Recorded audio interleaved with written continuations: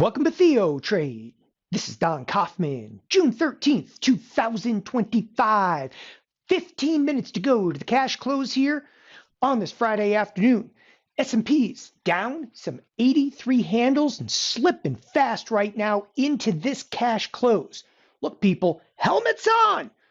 The Invincible marketplace could very well be headed for quite the hard landing. Let's get right down to business and state the obvious. It's geopolitical risk, right? Everybody's aware of it. Okay, there is the possibility of, geopolitical risk spreading. It's not just Israel, it's not Iran, but I'm actually going to push that aside for the conversation piece right now that there are some market structural issues going on right now that you need to pay attention to. And it doesn't matter what you think, okay, about the geopolitical side of things. The bottom line is, look at what's going on the screen right now. And it's, by the way, this is not devastating. We're down, 1.3%. Oil's a little scary. Oil is up some 7.5%. But as you're going to see in a minute, volatility is not in a comfortable place right now. So let's start with the obvious, okay? Let's start with the obvious. Let's look at the S&P futures. One of the things that really did kind of surprise me, okay, about the S&P futures is obviously the geopolitical risk hits the marketplace. S&P sell all the way off to 59.27, okay? And we're significantly higher than that right now. No question about that, about 50 points higher. So markets actually have a really, negative reaction. And then all throughout the course of the night and into the morning, we rallied. I mean, at one point this morning, the S&Ps they're only down about 20 points. I mean, they were barely down in the trading session. Can you imagine throwing this amount of geopolitical risk? Okay. It's like, a spark in the marketplace. And it's like, it's okay, man. We're going to rally. But there's something I've been saying all day long. And what is that? We're coming into a weekend. Did you really want to go home long this weekend? Does anybody? Look, I know that there's some, monkey money managers out there that just, buy and hold when they're buying and holding with your capital. But well, if you can actually make a decision on your own this weekend, you own a bunch of stock out there. You're like, oh yeah, I really think this is it's not a great buying opportunity. You don't know what the geopolitical risk is going to look like next week. None of us do. Okay. And that's all right. But I don't look at it as a buying opportunity. I think it's, a little bit intimidating, and looking at the volatility tells me it is intimidating, right? So the one thing I've been saying all throughout the course of the morning is nobody wants to go home long. I think you should expect some sell side activity into today's cash close, and sell side activity is exactly what this marketplace gave us. So to kind of kick that off, there's not too many things that are like obvious in the marketplace, but look, nobody wants to hold a lot of positioning, okay, into a geopolitical, quote unquote crap fest. But that's not really what intimidates me right now. What intimidates me right now, okay, is where we are in the volatility box, okay, what you're seeing in terms of volatility in the markets, which I'm going to break down. We've got issues in oil, which I'm going to explain. Bonds, okay, do bonds look healthy to you? It's completely unexpected, and financials are getting absolutely decimated. Let's break it all down here, okay, on this weekend update. So in the S&Ps, I'm going to start with something I've just been talking about ad nauseum. Look, I don't want to talk about it anymore. It's the volatility box, but it defines everything we're doing in the market right now. Somewhere right around 6,011. Okay, that's the upper edge of the volatility box. And to the downside, I'll put it, okay, at 58.50. Yes, there's been a protrusion below 58.50, and there's been, mild breaches to the upside. But right now, okay, we broke the upside of the volatility box on Wednesday. And I mentioned on Wednesday that we would probably trade back to 60.11 that night. You know what? When you woke up in the morning, where were we trading? 60.11. And now, okay, we've broken back into the volatility box. So I'm going to zoom in for just a second to show you exactly where that kind of 60.11, okay, handle is. It's right in this neighborhood here, right? And there's no question. So we've dropped back, significantly back into the volatility box. Next stop, probably somewhere below like 5,900. Again, next stop about 5,900. That is what it looks like, okay, from my point of view. And again, I'll come back to the 30-day 1 hour, an easy drop back to 5,900. Why 5,900? Or even below. Right now, where we're trading, okay, there's nothing to latch onto. There's no level in here, okay? And I want to really display this for a moment because, again, you're going to feel exactly what I'm talking about early next week. When I say there's no level to latch onto, there's been a lot of trade right up here at the top of the volatility box. There's been a lot of trade down here at the bottom of the volatility box, even a little congestion in and around, okay, that 5,900. But everything in between has been a veritable crap fest of sell side activity. Huge moves, quick moves, okay, very, very fast. We didn't spend a whole lot of time in and around 59.50. And ironically, okay, it's kind of where we're very close to right now. So we're in this area, like a pocket, if you will, where it's just a precipitous drop in the marketplace. And I wanted to start with that because it's not often I sit here and dictate levels to you, but that is as clear as day in this market. And I'm going to tell you, when it comes to futures contracts, a huge amount of futures contracts is algorithmic trading. It's hedging activity. Hedging activity, they like to latch on to big levels. The one thing you can say about hedging activity, unequivocally about hedging activity, is that it has memory. These algorithms have memory. And effectively, you can, find levels like 60.11, which we've spent ample time at. But we're in an area right now, this just air pocket, and you just drop and drop very quickly, right? And then all of a sudden you come down to 5,900. Now you're threatening the bottom of the volatility box, okay? Here's the opinion piece on this one. Expect us to threaten 58.50 at some point next week. Okay. And it's again, it is being sparked by geopolitical risk. Okay. But that is not anymore at the forefront. It's just, once you light that match, that fire is going to do what it's going to do. And that, like, it's been lit inside of the marketplace. So we're going right now. There's no question about it. We're on the move in those S&Ps. All right. That's the volatility box update. Speaking of the volatility box, as we actually see sell side activity, I happen to actually take a position specifically today in the QQQ, looking for the Qs to really get whacked. So the QQQ rallied very nicely. I took a position up here more like 531. Okay, what is that position looking like right now? Okay, winner, winner, chicken dinner. So that thing's already fairly deep in the money. It's $3 wide spread, so I will take that all day long. All right. Push that aside for a second. So the geopolitical risk is obviously pushing volatility a little bit higher, but I'll tell you, the S&Ps were, quite a bit lower overnight. We traded, again, we're trading right now at 59.70. We traded all the way down to 59.27. The volatility, though, has gotten heated again. Now I'm looking at VIX. I'm not a big VIX guy. Now I'm actually going to look at the volatility futures. And the reason I'm looking at the volatility futures, they're really, they're higher than I would have expected. Okay, the marketplace right now is kind of prepping itself, if you will, for some more risk.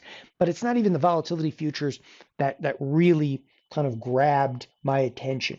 What's grabbing my attention more than anything, and I'll tell you what, even before the geopolitical risk on Wednesday, what really grabbed my attention, the VVIX is through the roof.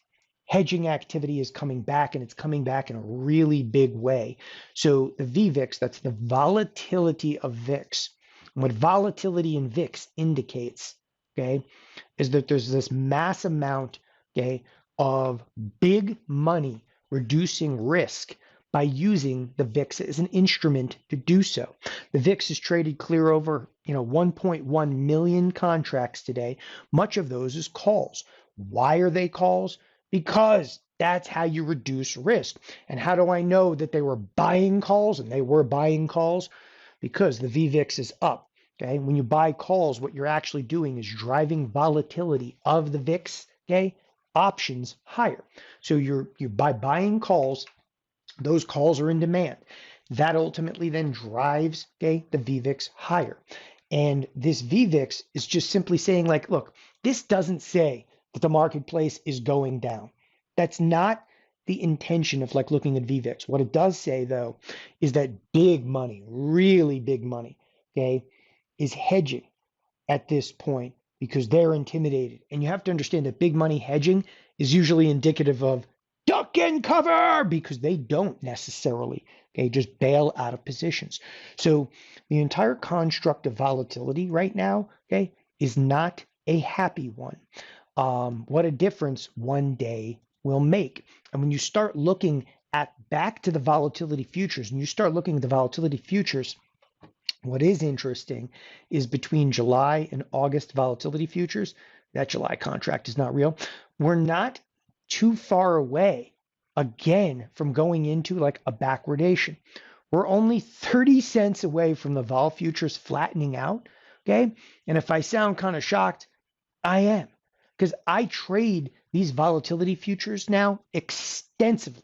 It's been years since I really traded them heavily, and I'm trading them again heavily. And I just bailed a position the other day, and the difference in the volatility futures, okay, was almost $1.50.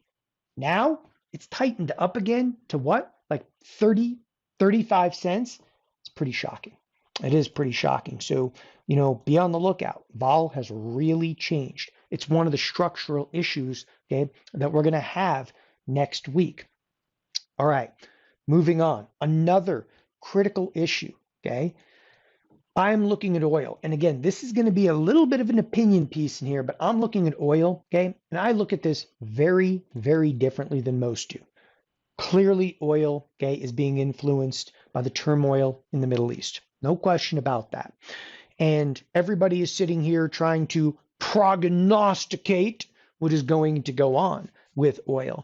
I'd forget all that garbage and just tell you this. If oil makes one more significant move, okay, they may even do it tonight. The brokers and the CME are actually going to change the margin requirements. If they change the margin requirements, both longs and shorts are going to get blown out of the positions. Oil is going to make some really dramatic moves. You got a problem with this one. Oil, again, did trade all the way to $77 a barrel. It backed off a little bit. It's only about a 7.5% move right now. When you start seeing an instrument, though, moving, 10, 12, 15%, you got to be concerned that there's not enough margin being held. This goes over to futures contracts. So margin, overnight margin on one full, okay, CL, which is a futures contract for oil, is 11,000, okay, 700 and change. Bottom line, okay, can oil actually move, $10, $12? The answer is, unfortunately, yeah, it probably can. And because of that, there's a pretty good probability that you could see a change in those margin requirements. And what that basically does is it can really start to blow people again out of positions. And it could be, people are holding oil long, and if they change margin, it'll actually force them to sell, which could cause some dramatic sell side activity in here, at least in the interim. And then all of a sudden you get a short squeeze after it. I mean, some wild ideas in here. But as I was saying a moment ago, the reason I'm bringing this up, and by the way, because I'm talking about margin requirements, does not necessarily dictate, okay, that I'm not in a position right now in oil, but also I don't have a feel for what oil is going to look like. You have geopolitical risk. You have the possibility of change of margin. This is a mess. It's an absolute mess because you're not going to be able to handicap either of those, right? So again, it's getting real out there, and oil unequivocally is going to influence the S&Ps.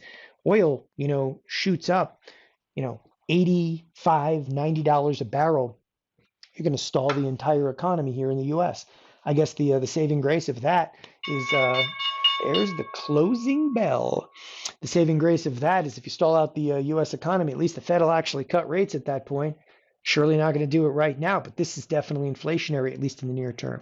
All right, I'm going to move off oil because, as I said, I don't have a feel for what it's going to look like, but I'm going to tell you, okay, oil very well could spark considerably more volatility. Next in the docket over here, bonds. Okay, this is another really surprising one for me. I would have expected with geopolitical risk hitting the tape that the marketplace would have sold S&Ps. Okay, and I'm actually going to draw it on here. I would have figured there would have been capital flows out of S&Ps into, okay, the treasury market. Why is that not occurring? I actually don't have a good reason. I know that everybody, well, this reason, that reason, and they're going to do this. And okay, the bottom line though is, okay, usually when markets are like duck and cover. That's when you move towards the bond market. And the initial kind of knee-jerk reaction of the news, okay, the geopolitical news, it did actually spike bonds. And then we just started to have sell side activity in the bonds at one point. They traded all the way down. This is a huge move in bonds from high to low. They traded all the way down to 112 and change. Yeah, I'm surprised.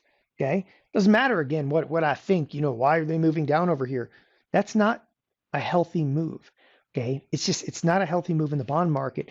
And we're going to continually have to talk about this. That was actually, at the centerpiece of what I talked about last weekend was our bond problems. They're simply not going away. And the S&Ps would have to get downright clobbered. Okay. I mean, the S&Ps could be down 7-10% maybe before anybody wants to turn around and start to buy bonds. I think that there's a little bit of a tell in here. Okay. And the tell is this: traders don't want to buy bonds. That's it. I mean, that's the whole story over here. That's why I said our bond problems are not going away. And as the result of that, obviously interest rates, okay, are continuing to go a little bit higher, which is that's not good economically. I mean, here we are, we're almost back to that 4.5%, but not even that bothered me too much. Really bothered me today, the financials got hammered. Okay, and this is a real big thought on here. Let me bring up expected moves just to display this. The financials, okay, not only did they crack their own little volatility box, but the financials are outside a lower edge of expected move. So it's kind of on in there. I mean, look, overall, the markets, I think that they handled some of the risk well today. I do. The markets handled the overall risk well today. The exposure is not much because clearly people are like, well, look, it impacts oil. And yeah, oil can slow the economy if it's, $90, $100 a barrel. But, how's that going to influence Amazon? And you're going to be like, it's not. How's that going to influence, Nvidia? Well, yeah, it's a little sell side activity, but it's really not. Okay. But I am going to say something here. Bonds, they're going to influence everything. Okay. And this move to the downside in the midst of like a fear trade, okay, doesn't exactly leave me warm and fuzzy inside. Again, our bond problems are not going away. And the financials right now, okay, are receiving the negative side of that. And you're like, don't higher interest rates help the financials? Okay, not really, because a lot of the financials, they're holding boatloads of these bonds. And if you bought bonds, watch this. If you bought bonds anytime in the last basically 15 years, you're down money. In fact, you can even bring up a max chart on here. If you bought bonds anytime, okay, like literally anytime since, I don't know, 2010, you're probably down on there. The other thing to watch is like some of the regional banks. If you look at KRE, okay, take a look at KRE. Huge reversal in the last couple of days, okay. They're getting hammered though. They're down, 2.7% today. Why the regional banks? Because the regional banks are really sitting just on boatloads, okay, of those bonds. And again, in a day where you're seeing fear in the S&Ps, not seeing a rotation into bonds is just a huge tell. Okay, it's not a healthy marketplace. I am going to say this again and again. Ain't no way in hell I'm buying bonds until they really crack lows. Like you got to get bonds under 110, okay, before I'm even going to, start to nibble at that marketplace. Right now, okay, that's a trade that it's a short. I think bonds are going to go down considerably from here. All right, last but definitely not least, we go to the expected move. How did we actually do? Okay, on the week as a whole. Okay. You know what? This was, I got to tell you, like Monday, absolutely nothing happened. Tuesday, nothing happened. We trickled to the upside. On Wednesday, we opened to the upside, trickled back down. It was brutal. You know what Thursday was? An absolute crap fest followed by a little bit of a trickle to the upside. And here we are on Friday, some big sell side activity. But the marketplace finished down, but only very mildly, okay, on the week. Moreover, the QQQ, if you look at the NASDAQ, okay, the NASDAQ also finished down, but very mildly on the week. So net, okay, this is not this huge amount of risk, okay, that hit the tape. As I said, it handled it fairly well, which I think that there's a lot more risk now embedded in the tape. Like this, it's great. It's a 1 day move, but I don't want to just sit here and tell you that there's going to be more risk. Look what the market's saying about risk. So next week you do have triple witching. Okay, triple witching isn't that important anymore. It's the S&P futures. Okay, they're going to roll over from where? From June into September. Okay, the index options and the SPX have a big expiration coming. Okay, both on Friday morning and Friday afternoon. There's a lot of open interest in this monkey. A lot of open interest in here. So just be aware. Okay, when I say a lot of open interest, I'm actually bringing up the open interest right now inside of the SPX. Look at these AM settlements. Okay, there are hundreds and hundreds of thousands of contracts that are open in here. Okay, we're going to have multiple $1 trillion kind of expiration. I haven't actually sat down and actually figured out what is actually coming off, but it can be anywhere from $3 to $4 trillion is coming off at this next expiration, because this is what we term, it's the triple witch, right? So a lot of money actually coming off, a lot of positioning. And what really kind of muddles this next week, we only have a 4-day trading week, because if you look at the 0 DTE options, okay, there's 0 DTE options for what? You got the 16th, the 17th, the 18th. There is no 19th. Okay, the 20th is an AM settlement and the 20th for a PM settlement. So what we got next week is a 4-day trading week. Why do I care? Like, why does that make a difference? I'll tell you exactly why. Okay, 7 days out, the expected move right now is just shy of $130. Last week, 5-day trading week, the week that we just passed through, we had a $90 expected move. So now you got an expected move. You have an expected move next week, okay, jacked all the way up to about 130, but it's a $130 expected move on a 4-day trading week. Strap in, people. We're going to see some more volatility. No question about that. Okay. As I said, to kick this off with, helmets on. Marketplace feels invincible. Okay. It does. It feels invincible. Right up until the point you saw some wild sell side activity. Thanks everybody for joining us here at TheoTrade. Have a wonderful weekend. Bye-bye.